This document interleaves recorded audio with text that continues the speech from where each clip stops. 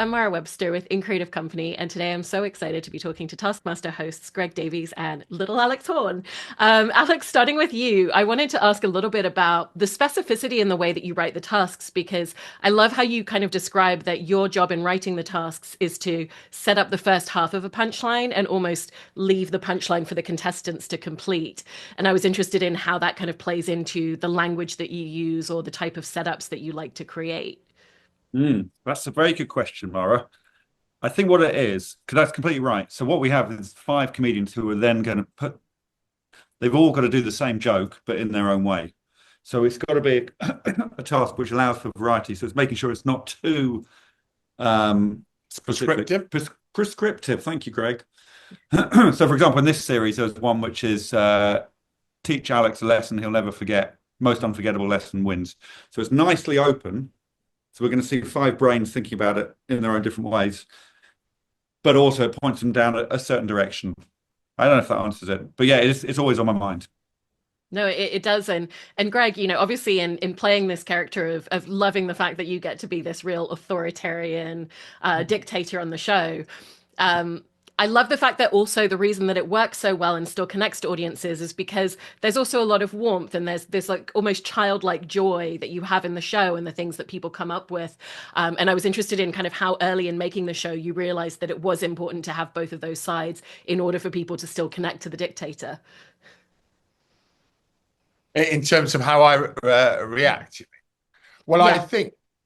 I uh, I I think I would be flattering myself to say it was in any way a lot of thought was given to it.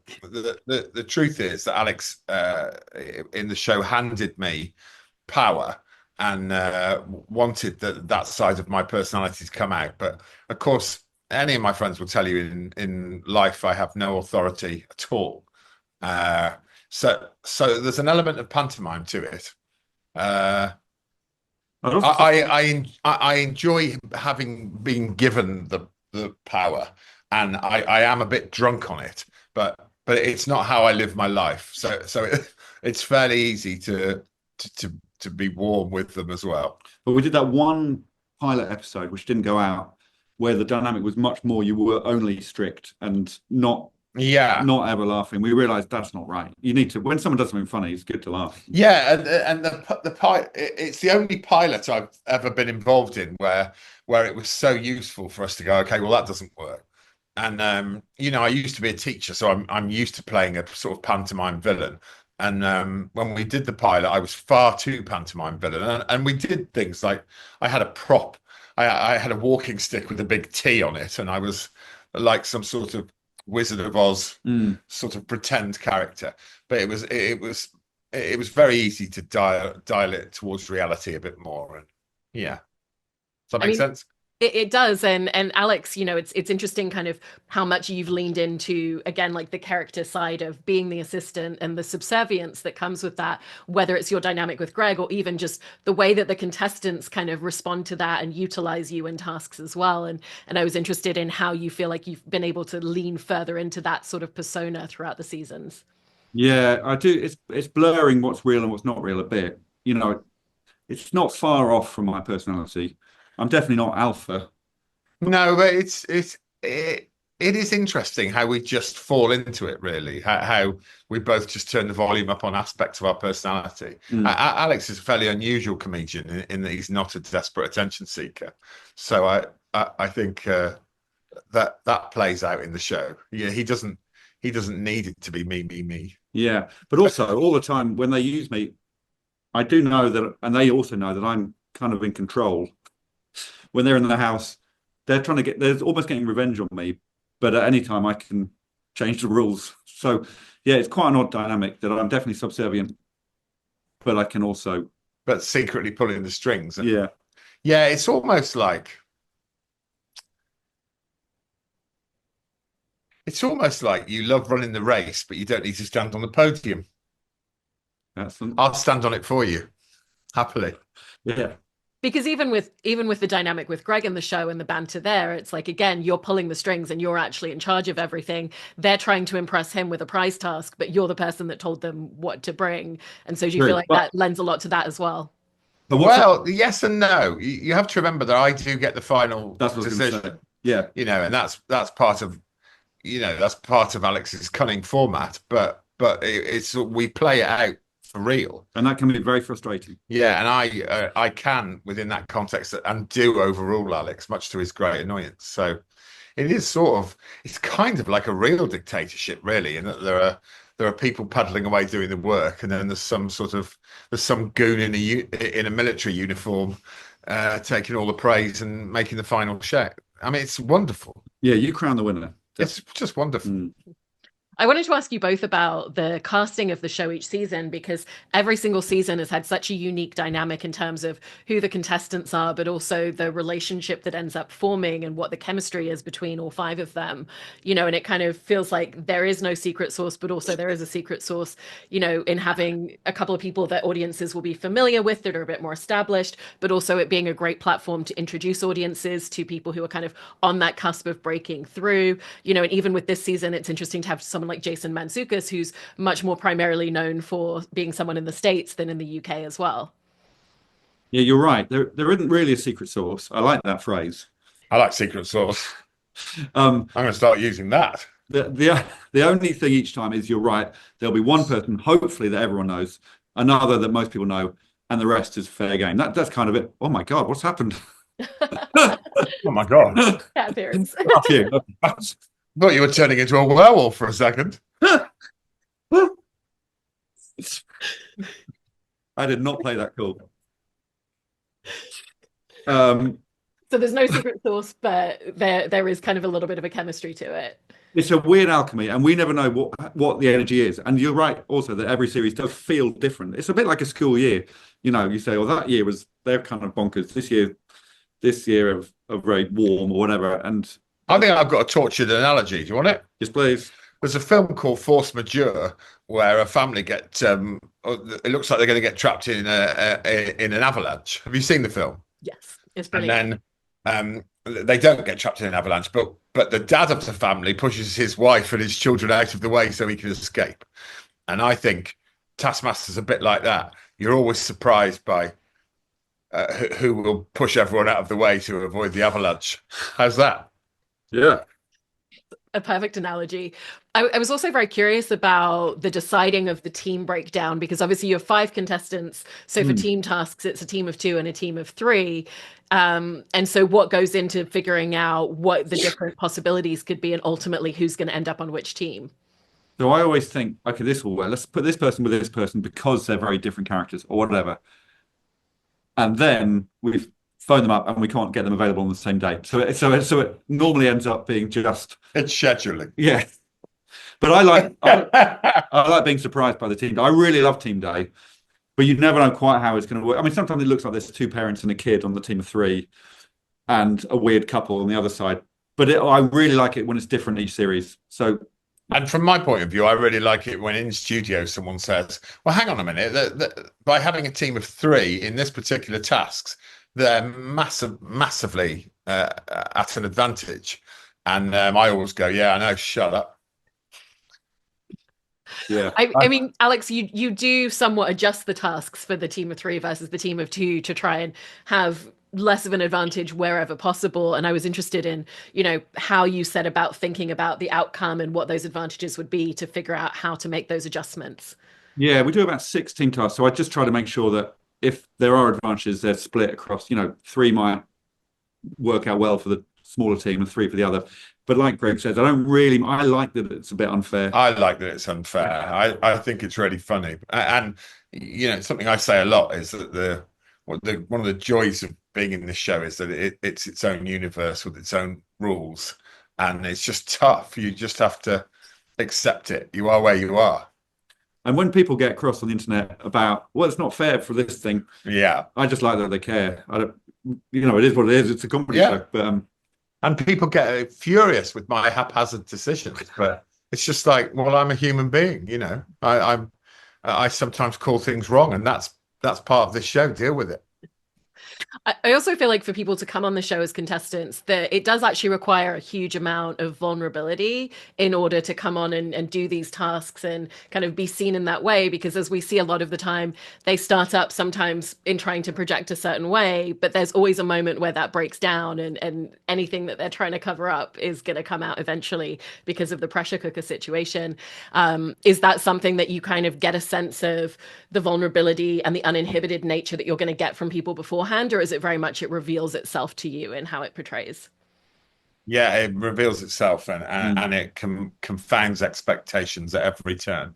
And I think it's wonderful. And I think it's a bit of a trick to enjoy laughing at people's vulnerabilities without making them close down. I think we both think of the show as being inclusive and not malicious, but having the fun of some element of maliciousness, Yeah. if that makes sense.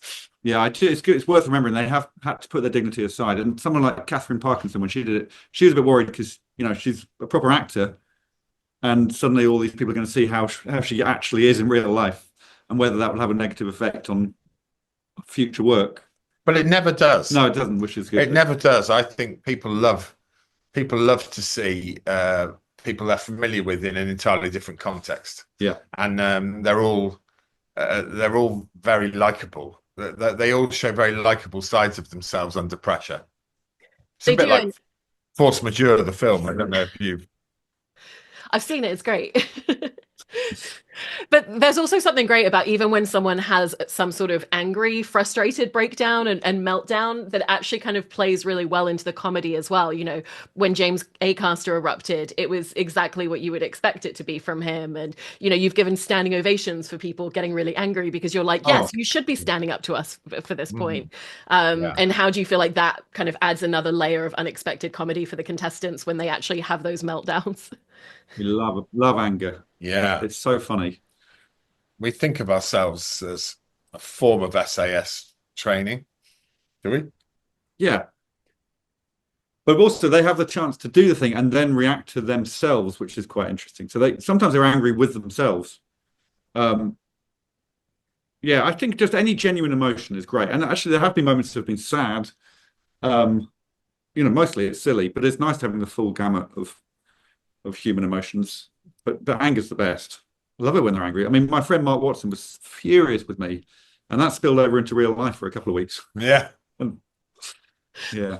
There's It's also often something very touching as well. People often reveal such incredibly incredible kindness within the context of some preposterous tasks. Yeah. Yep.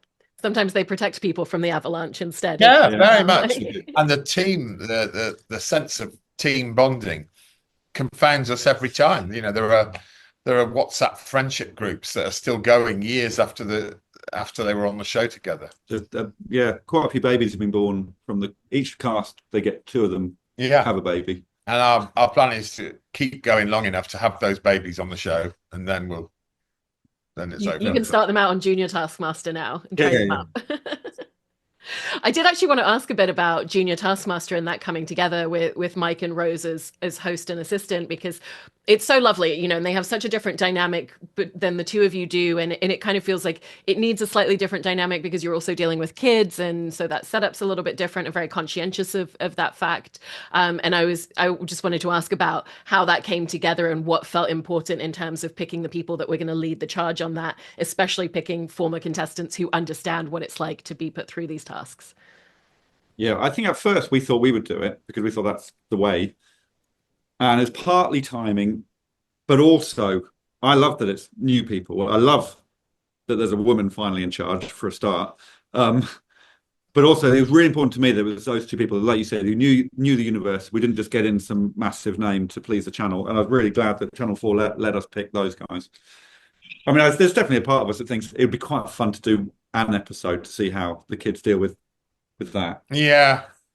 I think there's a part of me that would have liked to have gone full Roald Dahl on the children, because I think children actually like. I would have been intrigued how they respond to us giving them exactly the same dynamic as the adults get. It would have been fascinating because I certainly would have played it like that.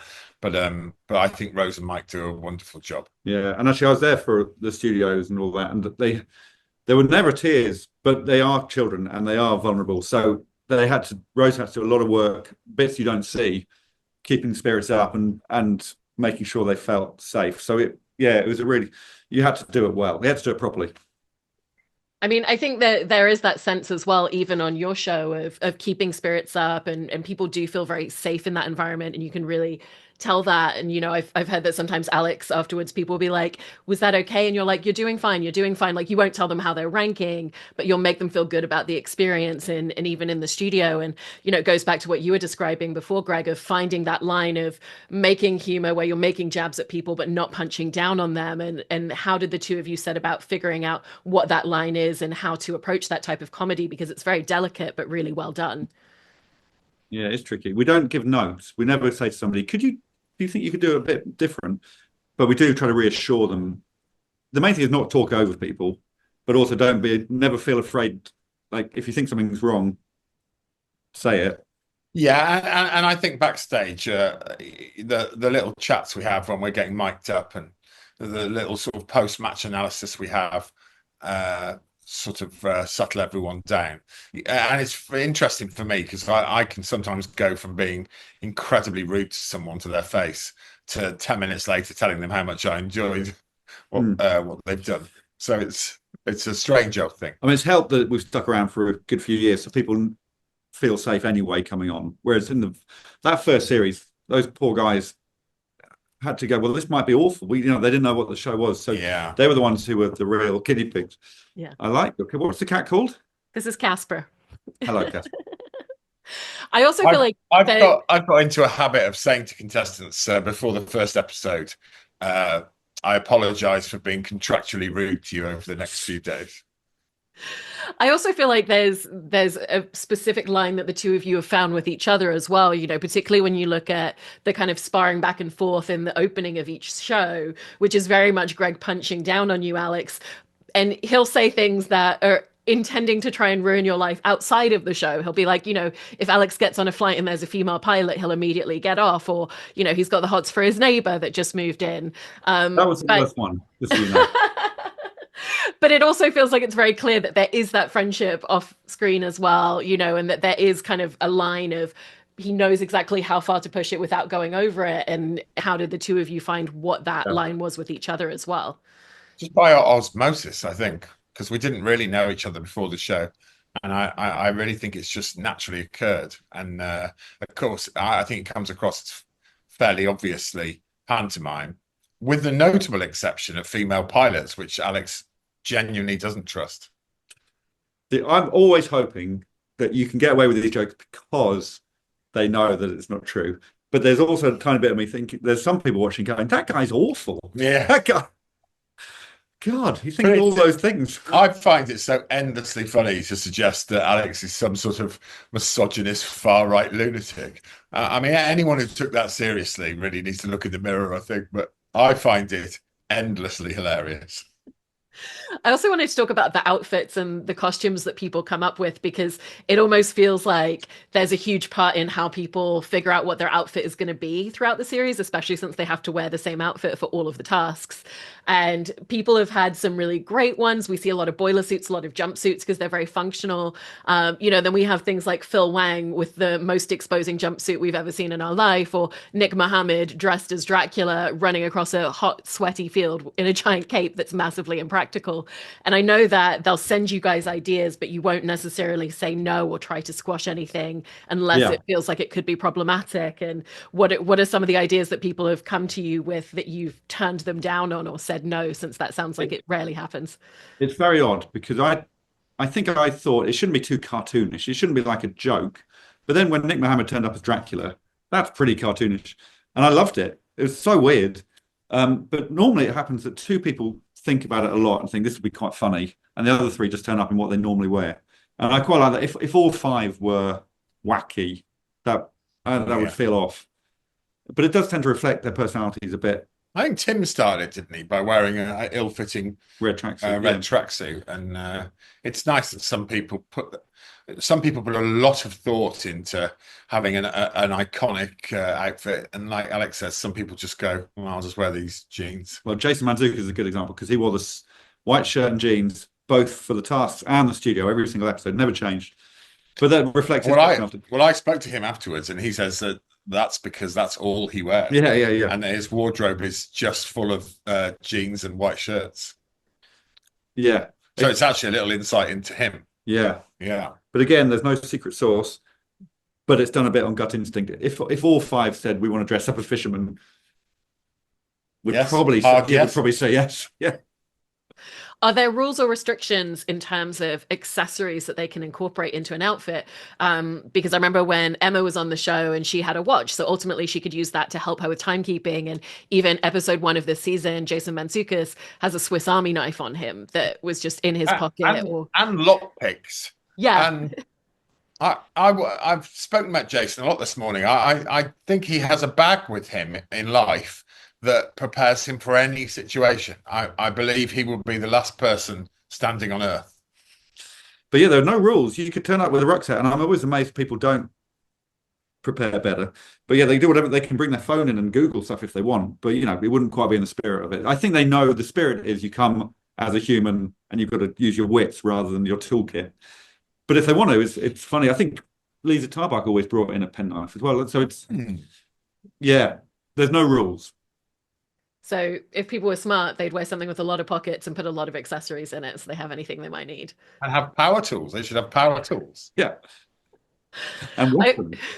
I also love that on the YouTube page there's that whole series of videos that you created that are, you know, montages and ideas of what does it take to actually win Taskmaster, because it feels like there's no, again, secret sauce and specific thing that guarantees success, but there are certain things, you know, like perseverance or, you know, being really good at throwing that always comes into task, or figuring out how to crack secret codes or look around the room for the hidden items. And from both of your perspectives, what do you feel is part of what goes into the magic of someone being successful? I try to make sure that it's not about, like you said, throwing is involved sometimes, but that it shouldn't be the sportiest person wins. You know, that's not what it's about.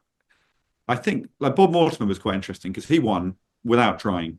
He didn't want to win. He's not competitive, but he was just sort of, I think going with your instincts is the most important thing. Not thinking too much, just doing the thing.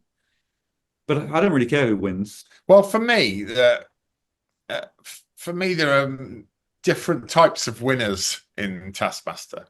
You know, there are the people that end up raising the trophy, and then there are other categories of a win in Taskmaster. Yeah, you know, the people watching can decide. I know who my winner is each series, and it's not necessarily on who was able to throw something the furthest. Yeah, and it's not necessarily the funniest either. It's not. Just by the end of it, you love that person. You know, yeah, for all their faults. I think that's the person who ends up communicating their humanness. And often people have a different winner in there. You know, they have different favourites and a different favourite. But yeah. And often people win people over. I always think that speaking to my family, to my sister and my mum, about the journey they've been on with people always fascinates me. That you know, my 83-year-old mother will say, I can't bear this person. And then by the end, they go, oh, I really now love this person. Yeah. I also wanted to ask, how long before you're filming in the studio do the contestants know what the different prize tasks are? Because sometimes people show up with things where it feels like quite a lot of elaborate thought and time has gone on into something. And sometimes it feels like they just grab something from their dressing room and really no thought actually went into it whatsoever. I don't think anyone's asked that question before. It's a very good question. We give them their list of prizes on their last day of filming. So normally that's 6 weeks before studio, something like that. So they have a good period of time. And then it's down to the personalities. And because some of the people are sick. I'm amazed by, there's always one person who just grabs a cheese grater from their kitchen before they leave. And I'm always amazed by that. And it's a gift for me because it genuinely irritates me that someone has given it no thought and just walked out and pulled an umbrella out of the stand it genuinely annoys me and fires me up, gets me into character. Yeah. There's always one. There's always one person. It's odd because it's an open goal. You know, that's the one bit you've got control. It's 5 points. And it's easy. All you have to do is be creative or imaginative. Yeah. Yeah. And it's the only thing that you can plan for in the entire show. Yeah. Yeah. But they've all got these real lives with stuff going on. So they sometimes forget. And they go, oh, God, I haven't done that bit of the show yet. Yeah. I also wanted to talk about the editing on the show because I think the editing is absolutely phenomenal, and it comes down to the way that the tasks are edited together and the way that we watch them, what they find as the interesting segments, the way that they'll group different contestants together so that we're watching 2 or 3 at the same time, and even just some of the special effects and VFX that go into certain segments to really enhance what the contestants have done. And just wanted to ask you both about your experience in working in the show and how you feel like the editing really elevates a lot of the content in so many ways. Yeah, they're the secret weapon, definitely. Those guys, they're from the beginning. We had this guy called Tom Perrott at the beginning, who was just, I'd never really worked in telly. Big tall man. Big tall man. Big tall man. I didn't know how important they're basically the sort of the writers. You know, we do the thing, then they write it again by putting the elements together. And they're the sort of unsung heroes of all television and film, really. You know, my experience working in narrative is that an editor can actually change the story that you've written, and it's the same on Taskmaster. I presume that the narratives that have exposed themselves can be shifted about just by a deft hand on a video wheel. Yeah, and they're also trying to predict what the audience will do. So you know that whether it's holding back a surprise or a funny thing, then they have to leave a little gap in case people are laughing or reacting. So yeah, it's very skillful, and I really enjoy. They send the edits back and forth to me of the actual tasks, and it's a really fun thing to watch. I give notes, but they tend to ignore mine. Right, I think editors should probably be put in charge of the world. Yeah, yeah, Alex, in crafting the tasks as well, there's the element of creating the task itself, but then there's the added element of, do I add a secret second task? Do I give them all the information on the task, or do they have to find it somewhere else in the room? And even just the props, you know, the props team are also incredible, and production design on this team as well, because there'll always be something sometimes that's like hidden in obvious sight, and how plain sight is it going to be, or how are they going to have to look for it? So once you've come up with the task itself, how do you figure out if you want to add those elements and what they're going to be? Yeah, it's often paring it down, like sometimes I watch something back and go, oh, that was a bit unwieldy. So the fewer words, the better. But also people can second guess the tasks now. And so we have to put in things like, you can't move this line, or, you know, we try to keep the words to a minimum. And props wise, that's just, again, going on instinct. We think you don't want to give them too much, but you don't want them to just every time ransack the shed for the same pipe. So yeah, it's case by case. And some series will feel more pernickety than others. And sometimes we get that wrong. Like, I love a task which is, do this, you have 10 minutes, your time starts now. I'm right in thinking, I think I'm right that you have to factor in now that people will, you know, people will look under the table. Yeah, exactly, you have to factor that in, because everyone knows that Alex has cunning little things like revealing the full task on a sign that's above their heads. And I think a lot of the more clever ones will start looking for things, and so I guess you have to factor that in. Yeah, keep coming up with new things. Yeah, but that's the fun bit of it. There's always a new surprise that we've got something. Oh, I wish I can't say now, but I quite like it when there's a brand new surprise in a series, or a new hiding place or something like that. That keeps me going. Well, I'm excited to discover what the new surprise is in watching the rest of this season, which is just as fantastic, if not even better, than all of the seasons before. So congratulations, and thank you both so much. I don't mind telling you, actually, Mara, just because you're so nice. We actually stage an avalanche, and and Greg saves himself over Alex. What? Thank you, Mara. That was such a lovely interview. Thank you. That was great.